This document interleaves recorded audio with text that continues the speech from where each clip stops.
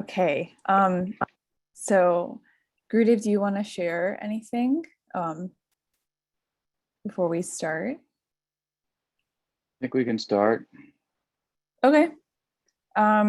So there is a question from one of the Polish speaking devotees.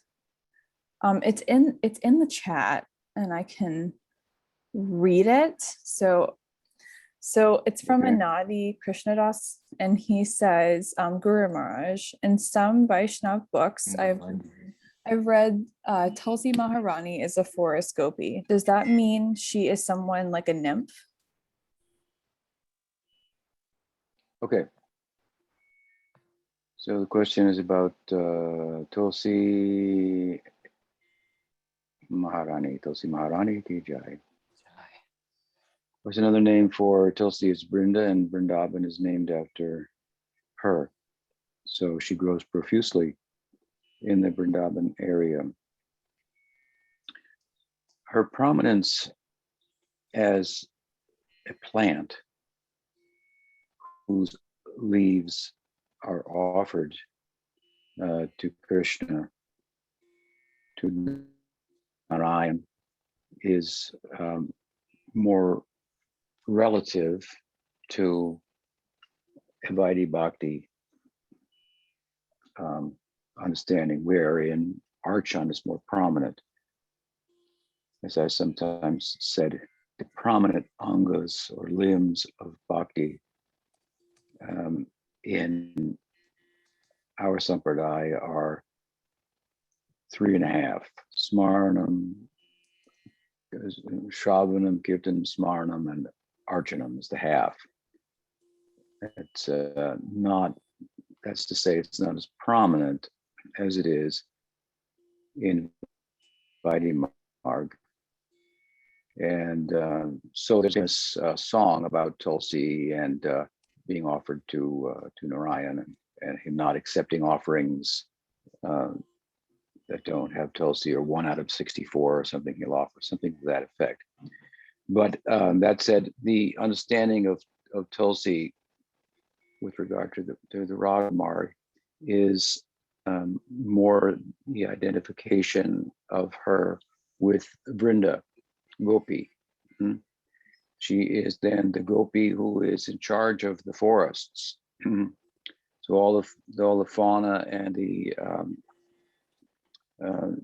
animals and the birds and the flora and fauna are all under her direction. She guides them, orchestrates their movements and so forth for the service of Radha and Krishna. Excuse me.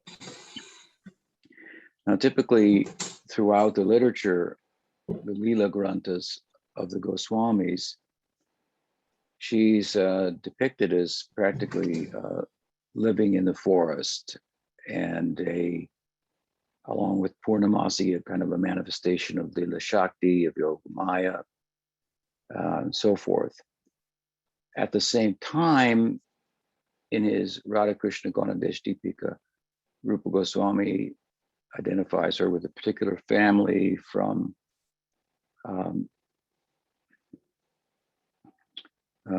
Rishabhanu Maharaj's area, father, mother, and so forth. I always found that a little peculiar because she's never at home. I mean, he's mentioned that you may have drawn that from some Purana, which is the case with a number of the different identifications there in Radha Krishna Gaudiya Vaishnavas that he lists. But again, for all intents and purposes, she functions like a forest dwelling magical gopi, orchestrating the movements of the trees, the flowers, the deers, the birds and so forth and so on, all in the service of Radha and Krishna. So Vrinda-Devi. And I mentioned a song that's popular with regard to Tulsi, and a mention of her in relation to Narayan and so forth. This is a song that was, at least in the 20th century, was popularized by Bhaktisiddhanta Saraswati Thakur in his mission. It's not my fucking name. Maharani ki jai, Maharani ki jai. And on the other side, in Vrindavan, the more popular song is the one that Prabhupada, my Guru Maharaj, my Prabhupada, instituted, describing Vrinda-Devi, appealing to Vrinda-Devi to give the petitioner a service in Braj, following in the footsteps of the Sakis and so forth. So there, again, the emphasis is all on Vrinda-Devi as a gopi and a forest gopi, if you will, more than on a plant with leaves and manjaris to offer and so forth. What else? Another question? Yeah, so the next question is from Linnea. She's with Zakirati. Thank you. Okay. I was, I'm very new to this, but I was thinking that you might be able to answer this question. I'm sorry, I just got a little bit nervous. I'm kind of new to it also. In this school, we're all students forever. So there's always something to learn. I'm sure I'll learn something from your question. Yeah, I was reading your. Don't be nervous. Sorry. Yeah, I was Go ahead, reading. so don't be nervous. I was reading your commentary on the Bhagavad Gita, and I've noticed that you've said experimental spiritual life a couple of times in there, and I would like to think that I get the gist of it, but I was wondering if you can evolve that a little bit more, elaborate, sorry. Elaborate. The word I used was experiential spiritual life, right? Experiential. And that's a term I've coined, and I contrast it with social religious. So there's a social religious orientation to a spiritual tradition, and then there's a spiritual experiential orientation to a tradition, whether it be Hinduism, whether it be Buddhism, whether it be Christianity, Islam. So for example, in Islam, you have people with a socio-religious orientation to religion. Their orientation to their religious or spiritual tradition is one that primarily, in their minds, serves as something that augments their social life. They have a religious orientation. So what I mean to say by that is they have a life and they have a religion also. They have other things. They have a job, they have a wife, they have a family, they have a religion. So they factor spirituality into their everyday life and hope that by that, their everyday life will be better. That's most people. In Hinduism, we call that a karmic kind of orientation, but it's a universal. The vast majority of people are attached to a religious or a spiritual tradition in a way that they primarily seek to improve by that their everyday life. Makes sense, right? However, there are to all of these traditions, there are also mystics who aren't that concerned with improving, augmenting their everyday life. And their everyday life is pretty much nothing like everybody else's everyday life. Everyday life, going shopping, finding a partner, raising children, worrying about, you know, that you might lose your job or whatever may be the case. Mystics, let's take Islam, for example. You have Sufis. They're mystics. So they're, or you take, in Buddhism, you have the Buddha, and then you have all kinds of people that practice Buddhism as a religion, but he's just sitting under a tree. Not like the average person, just sitting under the, all you do is sit down. It's pretty easy to do Buddhism, you just have to sit. But it's not so easy, is it? Just to sit. The mind makes us get up, the desires make us get up and become busy and preoccupied with so many peripheral, ephemeral concerns. The whole show, if you will, is here today, and tomorrow or the next day it'll be gone. The sun will burn out. That's a much broader perspective, but it's true. And so the more one becomes a transcendentalist in their orientation, the less they are concerned with improving the world and solving the problems of the world. Instead, they're seeing the world itself as a problem. It's a conception. It's an orientation that I have that's a problem. I may try to fix the world in this way and be socially active for this cause or that cause, and it's all well and good and so forth. But you know, what will I be in my next life? and the goal is to not take birth again. So the mystics in all these traditions, the Buddha, Jesus was a mystic. I mean, he went to the forest or to the desert, the story is, for 40 days and fasted. He told people to give up everything, just follow him. Most people aren't doing that, although they consider themselves Christians. They're not mystics. In fact, Jesus was a mystic within the Jewish tradition, and the Jewish people, where the story goes anyways, they crucified him.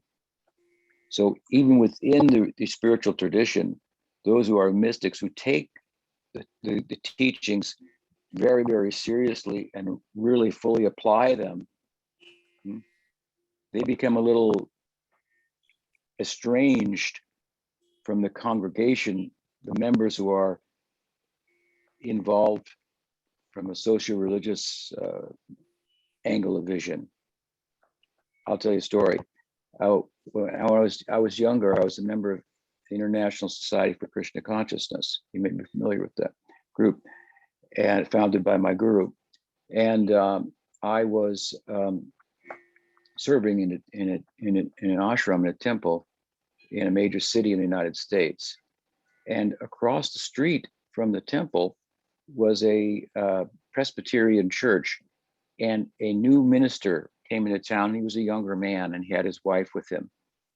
And his wife used to see the devotees moving in and about. They were educated people. They were very interested. She was interested in religion. She used to come to the temple. So she used to come and talk with me every day, became very attached to me and Krishna consciousness and loved the deities and everything like that. And so she would come to all my lectures. And then when she would go home, she'd tell her husband some of the things that Swami was saying.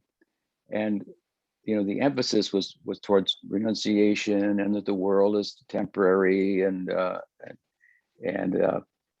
so on and so forth. So he used to factor some of those insights into his lectures to tell his congregation to be more serious. He didn't quote me, he didn't say that, but to make them more serious about their tradition.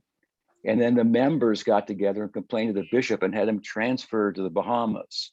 They didn't want to hear it. It was too. So so there's a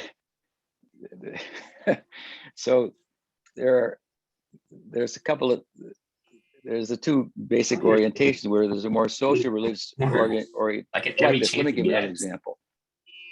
Sometimes the sun is compared to God, because without the sun, there'd be no life, there'd be no vegetation, we couldn't see, the mind would not be peaceful as it is when it's on a sunny day, and so on and so forth. So I was looking at you, the two of you there. Now I can't see you. I hope you're still there. I'm looking. We're here. Okay, there you are. Okay, yeah.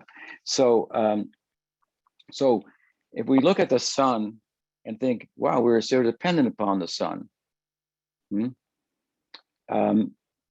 could think of the sun in a sense like God, providing for us in so many ways, right? So we might revere the sun, we might do the Surya Namaskar and as a yoga asana, appreciate that powerful feature of nature that we're dependent upon for so many things in our life.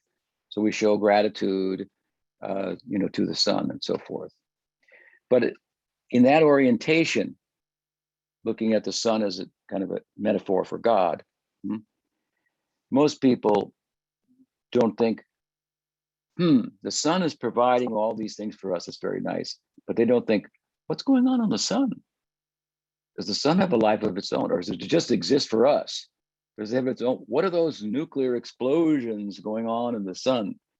So from our point of view, God is providing so many things for us, but he has his own life as well, emotional life. We call it rasa. And it's explosive.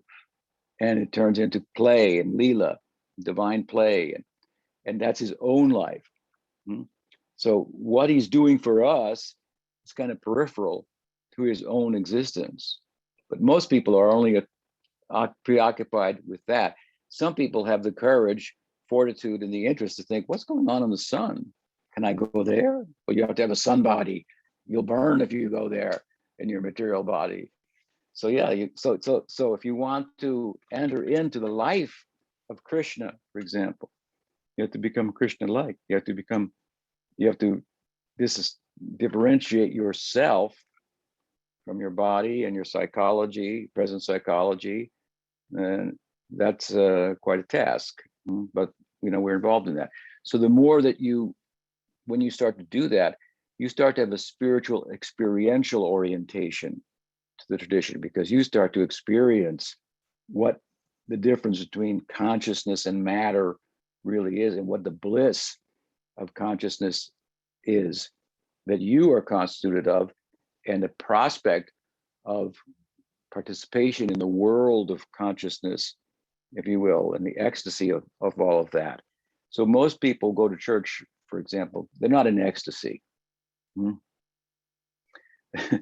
They're really hoping that God is going to give them a new husband or a new wife or a new job, or make the world a better place. It can get better, the aspirations, make the world a better place, get rid of the fascists or whatever it is. But it only goes so far, because if you press down here, it comes up over there. You press down there, it comes up over here. That's the nature of the world. So you can try to make the world better, and you can try to have God help you make the world better. It's not a bad idea, but what is the world? And the bigger picture is to transcend it altogether. And that's not to leave anybody out, but that's to, by example, show people the way to make a comprehensive solution to the problems of life. So the mystics, I would say, have a spiritual experiential orientation. They're actually experiencing what it means. Like when I was a kid, I was born and raised in a Catholic family. And so when I heard about a soul, I thought, well, what is it? But nobody had an explanation. What is the soul? I wanted to see it. I wanted to experience it, and so forth. I thought I should become a priest. And they said, well, take it easy. It's not that, you have to take it that seriously. So, I didn't get too far with Catholicism because the priests kind of disappointed me in school from their example. But when I met Prabhupada, then I had a good example. So does that help answer your question? Yes, Okay. thank you very much. Thank you. Thank you for your question. Nice to meet you, both of you. Okay, what else? Another question? So Amal Sham had a follow-up question to the first question about Vrinda-Devi. So his question is she the same as Bhakti-devi, an expansion of Radharani? What is the connection between all these names and Devis? Well, the idea here is that Krishna has many Shaktis, many potencies. In a broader sense, we say that he has three Shaktis. He has a Shakti that is the material nature. It's kind of a diluting influence, like smoke is within a fire. And then you have the sparks of the fire, which would be the marginal energy, ourselves. We're like the fire, but we're small, so we might be obscured by the smoke, whereas the fire itself won't. And the fire itself, of course, is Krishna, but the heat and the light of the fire, that's Krishna's internal energy. Light meaning by which it illumines us, gives us knowing, and heat means the feeling by which we understand the lovable nature of the absolute. So you have the Maya Shakti, potency of Krishna. You have the Jiva Shakti, means ourselves, the sparks, and you have the Swarup Shakti, which is the internal energy of Krishna. Now, within the internal energy, there are many divisions. So you ask about Bhakti-devi. Bhakti is a division within this internal energy of Krishna.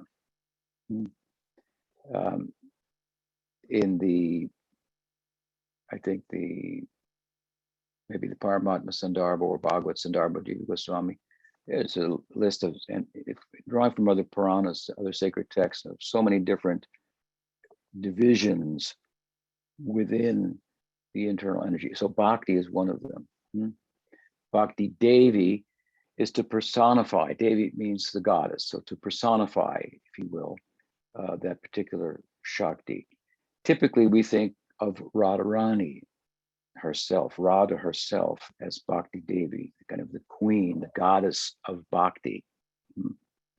That's why I say there's a little bit of Radha in every devotee. She presides over the blissful aspect of the Krishna's internal energy.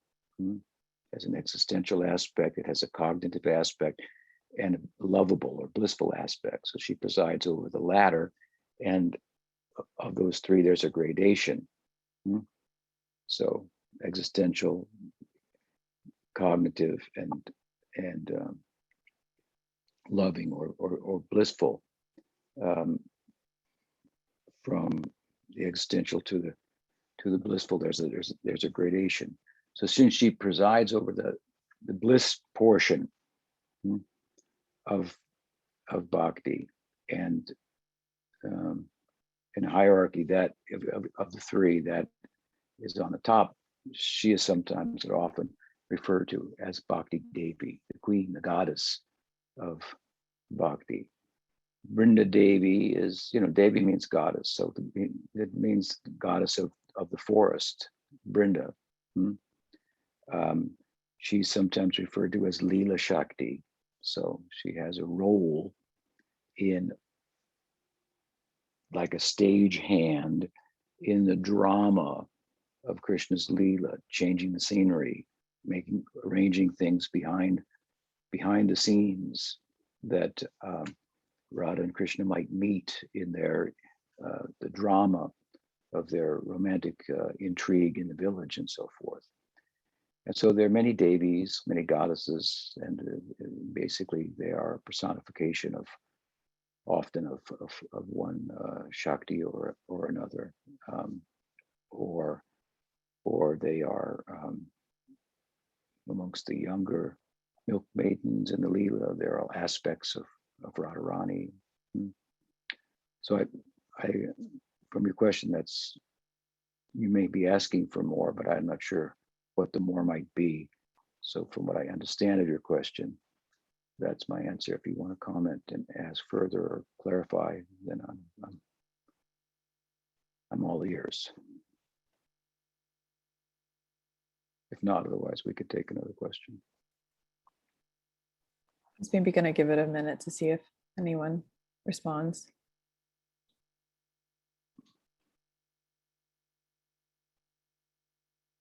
Okay. So, there we go. Thank you very much. That was very helpful. Oh, I can't hear. I can't either. I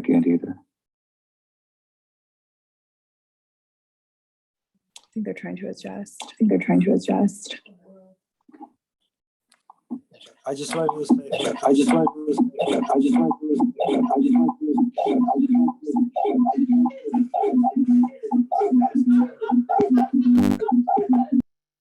Oops. No, I guess okay. that went well. So the next question is from Sajan. I don't know how to say it. Yes, Sajan is correct. Thank you, Didi. Dandavats Maharaj. Ready? Just so continuing along the inquiry regarding Srimati Radharani, it's apparently there's some information in the other Puranas where her name is directly mentioned, that she might be a few years older than Krishna, whereas in our tradition, of course, there's the story of at the time of Sri Radha's appearance, she did not open her eyes until Krishna was brought before her.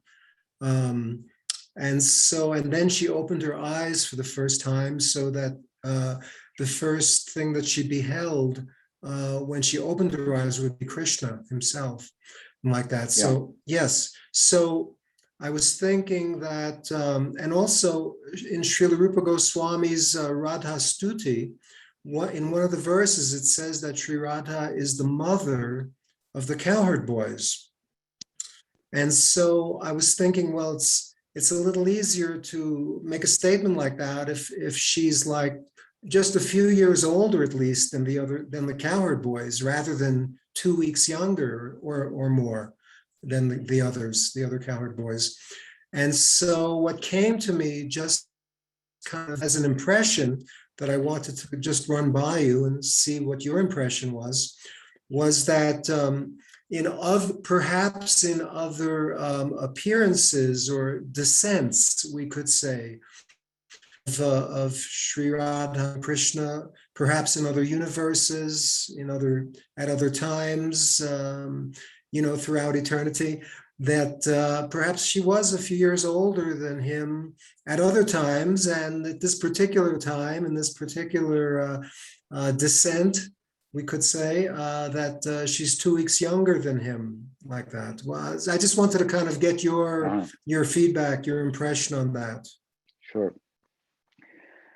Right. One thing that comes to mind is that different of the sacred texts of the Hindus are written from different vantage points. And so they're going to speak about events differently than they're spoken about in other books. For example, how the Mahabharata depicts the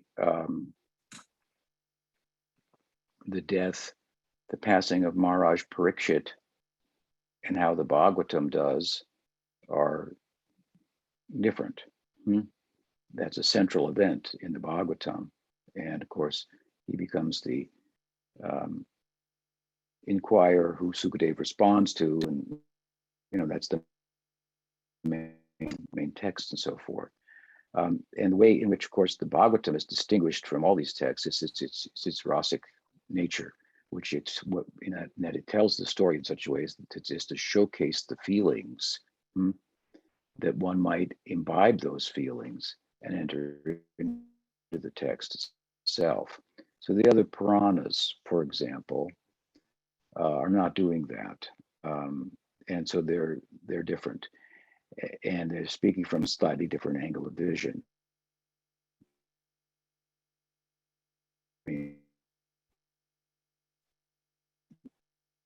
Back near a transcendental entirely perspective. That's just a general point that's worth making relative to your question. Otherwise, in the Bhagavatam itself, it is mentioned that shortly after the appearance of Krishna, that Vrindavan became an abode of the goddess of fortune. And this is a covert reference to Radha, I think in the 8th chapter of the 10th canto. And it became auspicious that much more because of her presence there and so on and so forth. So she is, from the Bhagavatam's perspective, younger than Krishna, as appearing in the Aprakat Leela. Both of them are eternal, they have no beginning, and so forth and so on. But as far as the play goes, the Leela goes, the drama goes, she's younger. And that's played out throughout all the Goswami's books. So one way to look at that is we, as a lineage, coming from Rupa Goswami, Sanatana Goswami, Jiva Goswami, and so forth, have been offered a particular window into the Leela where we can enter and have service and participate in the divine play of Radha and Krishna.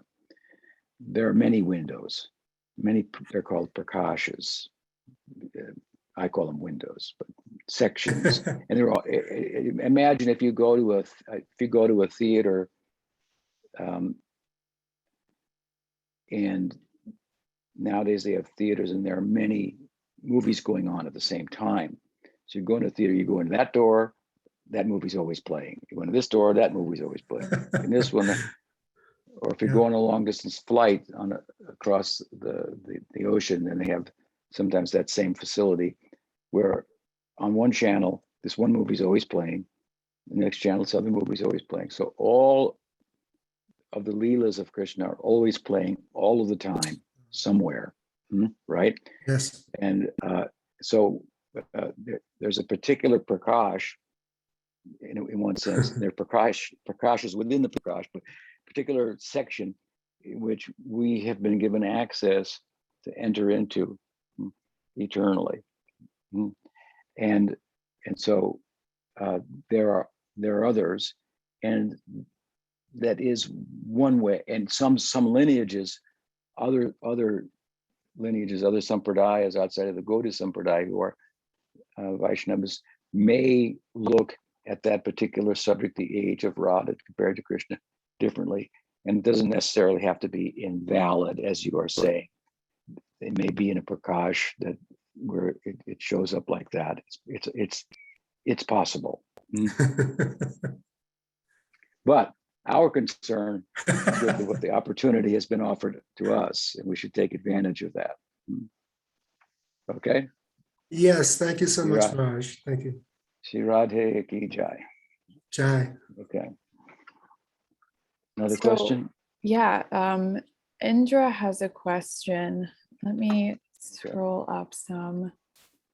Where is it? Okay. So her question is, does every yuga have a specific Bhagavatam? This Srimad Bhagavatam seems really designed for this Kali Yuga.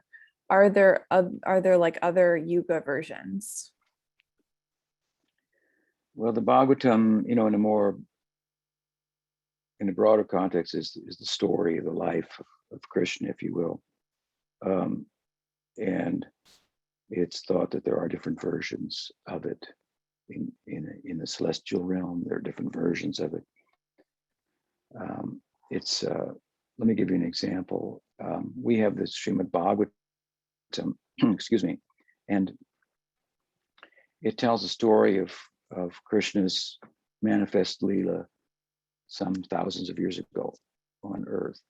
500 some years ago, Chaitanya Mahaprabhu appeared, who is considered to be Krishna, Radha, and Krishna combined in one, appearing to teach us how to enter into Krishna's world, if you will, right? And given that Bhagavatam is the story of Krishna Leela, you look deeply inside of Krishna Lila, you're going to find the genesis of the Gaur Lila of Chaitanya Mahaprabhu, why he appeared 500 years ago, Krishna combined with Radha. What's the reason for that? That reason is found within Krishna Lila. Krishna's seeing the love of Radha and the gopis for him, and he thinks that he can't reciprocate in kind, so he just bows to their love. And then he wants to taste it himself, experience it. So this is Krishna taking birth, trying to experience himself from the vantage point of Radha. It's very peculiar and interesting, but it's a extension of the story of the Bhagavatam, which is ongoing.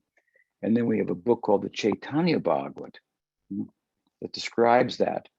So there's another edition, if you will, of the Bhagavatam, even within the time period that we're in, and so forth. So what to speak of beyond that? The story has no limits. If we look at the Bhagavatam like that, in essence, what it is, a story about the life of Krishna's aesthetic rapture in relation to his devotees, that has no beginning, that has no end. It's ongoing, it's ever fresh and new, and therefore the Bhagavatam is not static and limited to, whatever it is, 18,000 verses. But that's the version we have, so we'll pay attention to that. Hope that helps. Another question? So there's another question from Sharda. Let me Okay. go to that. Okay, so her question is, Pranams Maharaj, do the Gaudiya Vaishnavas place importance on the change that happened in the life of Adi Shankara, who was said to initially be said to have been an impersonalist but took to Bhakti Yoga? I was given a Bhagavad Gita commentary by him years ago by a family member and still haven't read it completely. And also my father would sing the song written by him called Bhaja Govindam. That was the question.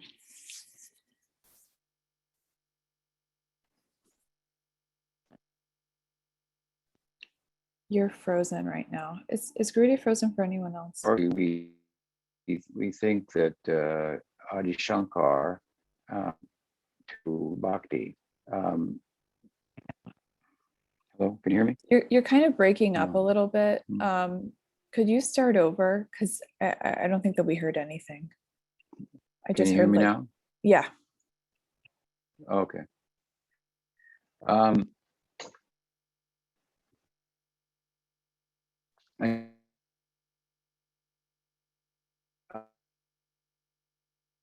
Shankar converted to Bhakti, if you will. He written songs that in which he expresses some love for Krishna and for Krishna Lila. The famous one that your father sings is very well known. Bhaja Govinda, Bhaja Govinda, Bhaja Govinda Mudamute. And sometimes Gaudiya Vaishnavas use that as evidence to support the idea that inherently Shankar was a bhakta, and only overtly was he otherwise. The followers of Shankar would not agree with that. They would have a different interpretation of the song Bhaja Govinda. They have a different interpretation of bhakti. They acknowledge that bhakti has a role that it can play in bringing about enlightenment, but they place gyan, knowledge, over devotion. Knowledge is more important to them than devotion. From our perspective, devotion is the end of knowledge. So there are two different schools. Shankar's Gita commentary will consistently take that position. Gyan transcends bhakti, or there's a purpose to bhakti other than itself, which is knowledge. We look at bhakti as it is bhakti should be performed for bhakti, not for anything else, not even knowledge, because it is the end of knowledge. To love him is to know him, something like that. So I wouldn't recommend Shankar's Gita commentary unless you want to enter into a very heady discussion, comparison of bhakti as the goal compared to knowledge as the goal. We see knowledge, as the Gita says, to be sattvic, bhakti to be nirguna or transcendent. Now, Shankar doesn't see it like that. He sees it differently. But it is also mentioned in the Puranas that Vishnu asked Shiva to incarnate as Shankar and do what he did. So from the Vaishnava perspective, we do say he's ultimately a devotee, but his followers, they won't, for the most part, agree with that. There are some, and they've converted, like Sridhar Swami, the famous commentator on the Bhagavatam and so forth. Thank you. Hope that helps. Thank you. Hare Krishna. Yes, it does. Thank you. Okay. Nice to see you there. Yes. What thank else? you. So there's one last question from Rasalila. Am I breaking up? Am I like freezing up any? Is my connection okay? Your connection. Okay, because I wasn't Fine, sure. fine. It was maybe my internet or something. Okay, so yeah, Rasalila's question. Thank you, and Dhanavat Maharaj. Maybe this is a little bit connected to what you just said.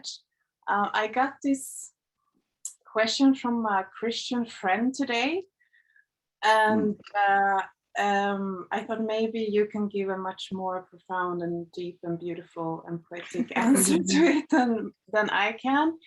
And he asked for my opinion on like the distinction between search for love through devotion to truth, or search for truth through devotion to love.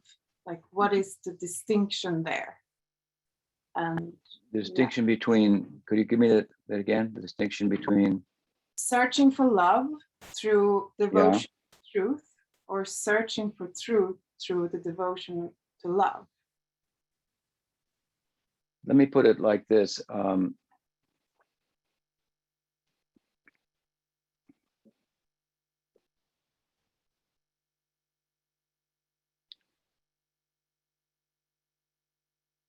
If I translate truth as knowledge, in this instance, then there are those, I ask you, what is better? To love to exist or to exist to love? To exist to love.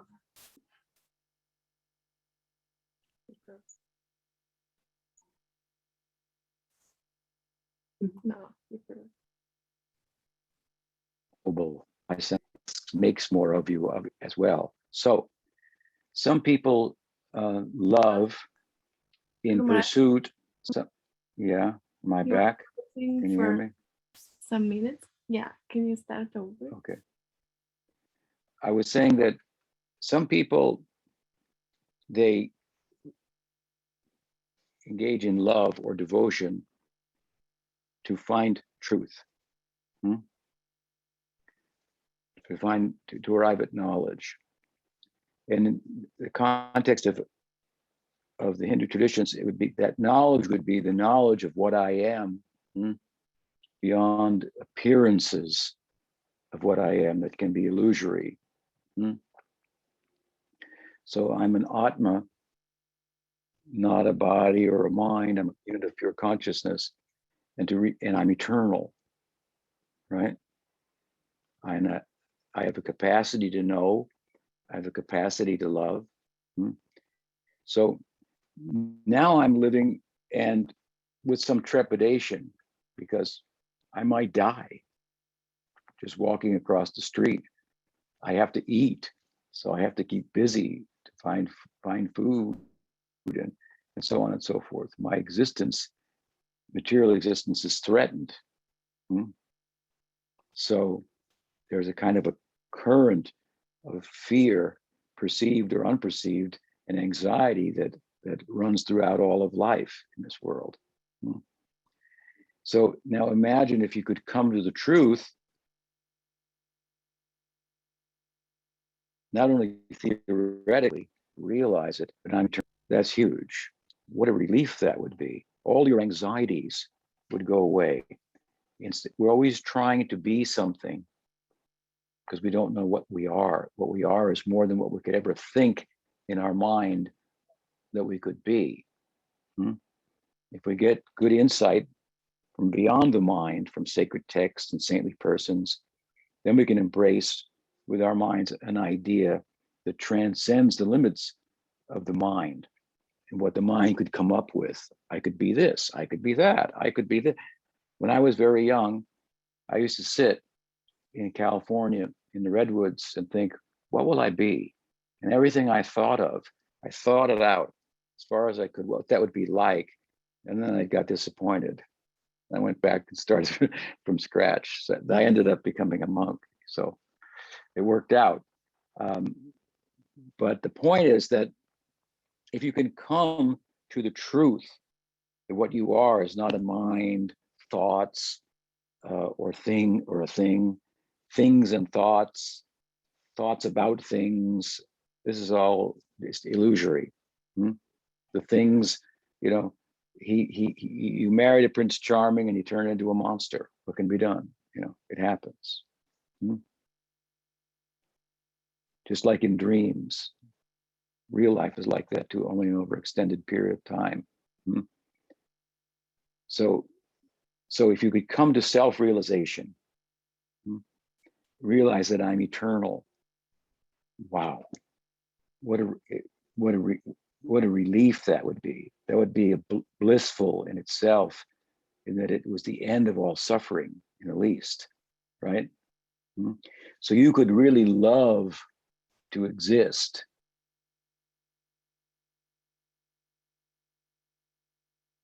You could really love the truth that I am and I always will be, and it's blissful.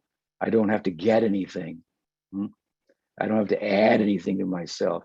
I'm full, I'm complete. Like Sukadeva in the Bhagavatam, he was complete. He just went to the forest after he was born. He was just complete. He didn't need anything. So he was loving to exist. So that's one thing.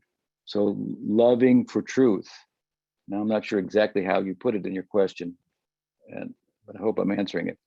One person may love for truth. So they may love the idea of realizing that they're eternal and pursue that with all their mental, intellectual, and physical ability. Live in the Himalayas, maybe in a cave, who knows, and become successful and love to exist. Now, the other idea is, from the Bhakti point of view, to exist to love. That seems like a higher idea. So while there's a certain measure of penetration into transcendence where people are loving to exist, and then there's another division, a deeper penetration where people are existing only to love. That's bhakti. So in Vrindavan, for example, gopas, they're existing only to love Krishna. Let me give you an example. When you love,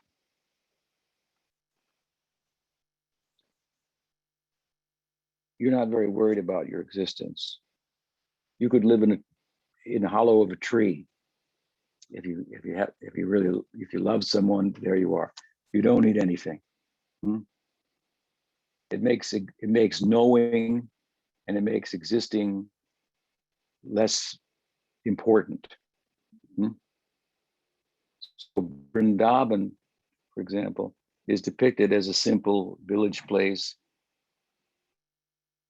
It's not the great Brahman or self-realized yogis and munis. It's a simple place. People, if the people are like uneducated, they just love Krishna. But that actually constitutes a deeper penetration into transcendence, where they are existing, but only for the purpose of loving. So that's the bhakti perspective. So you could have the pursuit of truth, love for the pursuit of truth, what I am, or you could have love for its own sake, not as a means to acquire knowledge, but that would be a byproduct of that love. Do you follow me? So it's a little bit complicated. What again was this question? Is it love for truth, or? So the distinction between searching for love through truth or searching for truth through love? Searching for love through truth, or searching for truth through love. Searching for searching for truth through love. I would say that love is the truth. That is the end of the search. And searching for truth through love, searching for love through truth. I don't think that searching for knowledge necessarily translates out into finding the fullest measure of love. But searching for love results in highest knowledge, highest truth. Anyway, something like that.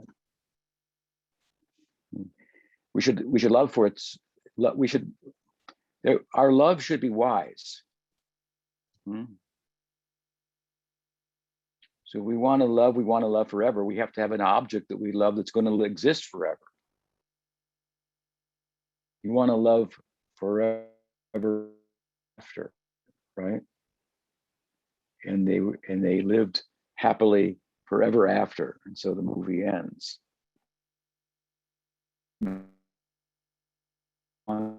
So if you want to, you have to love wisely. It means you have to focus your love on an object that's not ephemeral, it's not here today and gone tomorrow. So Krishna is such an object, a consciousness constituted object that you, as a spark of consciousness, can love. So there should be some wisdom, some knowledge. You can love falsely, or you can love truthfully, so to speak. You can love in knowledge, but bhakti itself, or love itself, is the end of knowledge. Knowledge is secondary to loving. Truth is secondary, in a sense, to loving, or consumed within loving. So I think we should pursue truth through loving, and find that it's in the loving itself. Just like they say, the journey is the destination. Pay attention. Now, you're already there. You have to think about that. Okay, I hope that was a little helpful. And that takes us just about to the end of time, right? That was Any the other last question? question. Short question? Oh, yeah. Okay, good. Well, I think nice it to was be the with you last all, question. and I hope to connect with you again next week. Hare Krishna. Thank you. You're Haribo. welcome. Let me stop the recording, because I always forget to do that before I make the announcements.